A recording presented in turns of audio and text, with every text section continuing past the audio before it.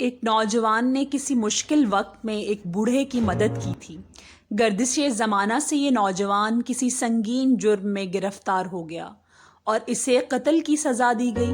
سپاہی اس کو لے کر مقتل کی طرف روانہ ہوئے تو دیکھنے کے لیے سارا شہر امٹ پڑا۔ ان میں وہ بوڑھا بھی تھا جو اپنے محسن نوجوان کو اس حالت میں دیکھ کر جس کا دل زخمی ہو گیا، اور وہ زور زور سے دہائی دینے لگا کہ اے لوگو، ہمارا نیک دل بادشاہ فوت ہو گیا۔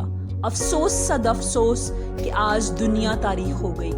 سپاہی اور دوسرے لوگ یہ بری خبر سن کر غمزدہ اور پریشان ہو گئے اور اس نوجوان کو وہیں چھوڑ کر شاہی محل کی طرف بھاگنے لگے۔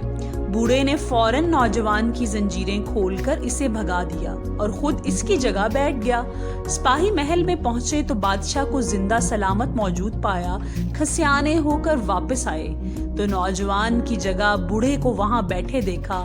اسے گرفتار کر کے بادشاہ کے سامنے لے گئے اور سارا قصہ بیان فرمایا۔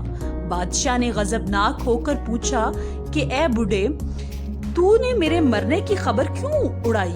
آخر میں نے تیرا کیا بگاڑا تھا؟ بوڑھے نے ہاتھ باندھ کر عرض کی، جہاں پناہ، میرے جھوٹ بولنے پر آپ پر کوئی آنچ نہیں آئی، لیکن میرے محسن نوجوان کی جان بچ گئی۔ فلاں وقت اس نے میری دستگیری کی تھی، آج اس کو مصیبت میں گرفتار دیکھا تو انسانیت اور جواں مردی نے تقاضا کیا کہ اس کی مدد کروں، اس لیے میں نے یہ حیلہ اختیار کیا۔ بادشاہ یہ قصہ سن کر ایسا خوش ہوا کہ نہ صرف بوڑھے کو انعام و اکرام دے کر رہا کر دیا، بلکہ اس نوجوان کی معافی کا حکم بھی صادر کر دیا۔ نوجوان قید سے نکل کر ادھر ادھر جان چھپاتا پھرتا تھا۔ کسی نے اس کو معافی کی خوشخبری سنائی اور پوچھا کہ تیری جان کیسے بچ گئی؟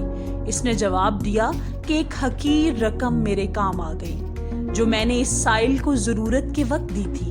بعض اوقات ایک جو سخت مصیبت کو ٹال دیتا ہے، تو نے نہیں دیکھا کہ معمولی لاٹھی نے اوج کو مار ڈالا؟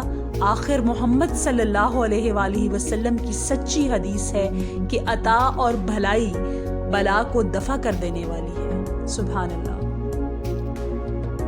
اسلامک ویڈیوز کی سپورٹ کے لیے چینل کو سبسکرائب کر دیں۔ شکریہ۔